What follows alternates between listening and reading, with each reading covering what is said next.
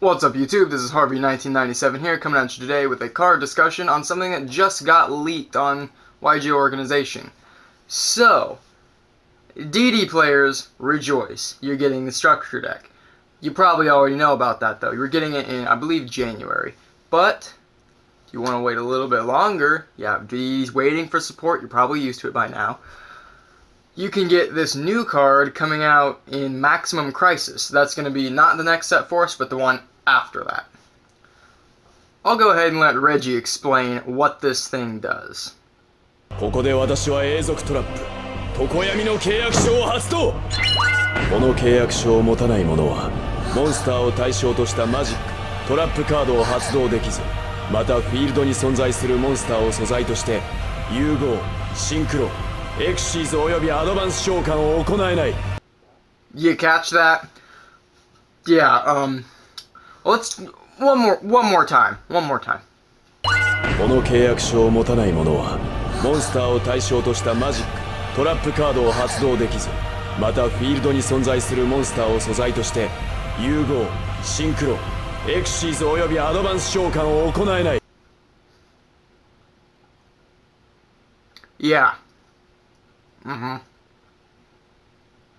Okay, so I'm gonna read that, like what the printed effect is, just so you're clear on what it actually does. Okay, so it's a continuous trap. Dark Contract with the Eternal Darkness is going to be its TCG name, we think. While 2 DD cards are in your Pendulum Zone, your opponent cannot target monsters on the field with spell or trap effects, nor tribute monsters on the field for tribute summons, nor use monsters on the field as material for fusion, synchro, and exceed summons. Yeah. Once per turn during the standby phase, take 1000 damage. That's nothing new for the archetype. So, right off the bat, it's a themed, like, Vanity's Emptiness, I guess. It's like a Vanity's Emptiness plus March of the Monarchs in a way. I guess not Vanity's Emptiness. I guess it's a domain and a march. That's the easy way to put it. I hadn't thought about that until just now. So, you do have to have 2 DD cards in your Pendulum Zone, but I'm sure you could change your Wombo combo a little bit to accommodate that. Because most of the time you end with, I believe, Ragnarok is his name in the Pendulum Zone. So I think you could change your combo a little bit, just throw a couple more Pendulum monsters in there and place a second one in. So we see your opponent cannot target them with spell or trap effects, or target your monsters, and they cannot tribute summon. That's kind of rough. They cannot use monsters on the field for fusion, synchro, or Xyz summons. So Xyz summons, they're dead unless you. What could you do? I think there's a card like Wonder Xyz or something like that. No, that doesn't Xyz from the graveyard. That's like urgent tuning, but for Xyz monsters. I can't think of one for Xyzs. There's Synchros. You can use Blackwing Vayu, the Emblem of Honor, from the graveyard. Woo. You can use, for fusion, you can use Polymerization or something infused from your hand. You can use Miracle Fusion, Fright for Fusion, anything like that to fuse from the graveyard. Brilliant Fusion, I guess, is still alive. But what do? If you... See, the thing I don't like is that it, unlike Vanities or anything like that, it doesn't get removed from the field if it, like, stops meeting its condition. If you don't have Twin Twisters, MST, I don't know, Pendulum Storm, Archfiend Eccentric, insert X name here, that destroys spells and traps without needing your extra deck, you might not have the best time against DDDs now. I mean, put it lightly, what do? If I'm playing my Pendulum, like my Performer Pals, if I don't open Eccentric, what do? Just throw out 3 or 4 monsters from my hand and just pass? I mean, I can't like Xyz into a Diamond Dire and break their board. I can't Castel one of their scales.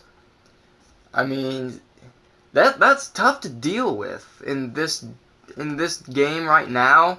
That is tough to deal with without being able to use your extra deck, essentially.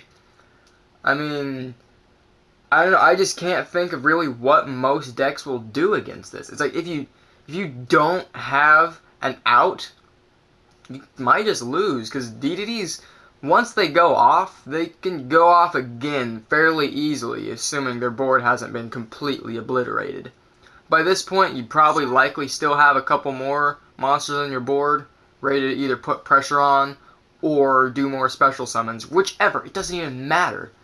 Because you can just vomit on your board with that deck. And it just like that. I mean, if you lock your opponent out of their first turn with this card, that could so easily win you the game. I mean, yes, we know things like this with vanities are a thing as well, but this is searchable! Dark contracts are very easily searchable. I don't know. Though I don't think this is going to be quite enough to push them to the very top, it's definitely something that they needed. On another note, I'm not going to discuss it too much in this video. I will leave the link in the description box for the rest of the cards from this link. But the DDDs did get a couple of other cards. Let's see. They got a new Xyz monster, a rank 3. He's not bad. Basically, he blows up a Dark Contract card on the, that you controlled, and then you get to draw a card. So that's kind of nice. And then they also have another. They're getting another tuner finally that can return stuff to the graveyard or send another thing from the deck to the graveyard. And yeah, it's not too great. It's definitely good, but I mean, it's not quite what they need to get that push. I think Dark Contract with the Eternal Darkness is definitely a step in the right direction if they're trying to make this deck competitive. I just think they need a tad bit more. Because you also do have to remember, DDDs are not an easy deck to play. They're very combo-centric. With 3 cards per se, you could either make such and such, like Flame Genghis into Alexander, into whatever the bear thing is. I don't remember. It's like a fusion. It's a level 8, I think. I don't know. He like blows up spells and traps every turn. That thing's insane.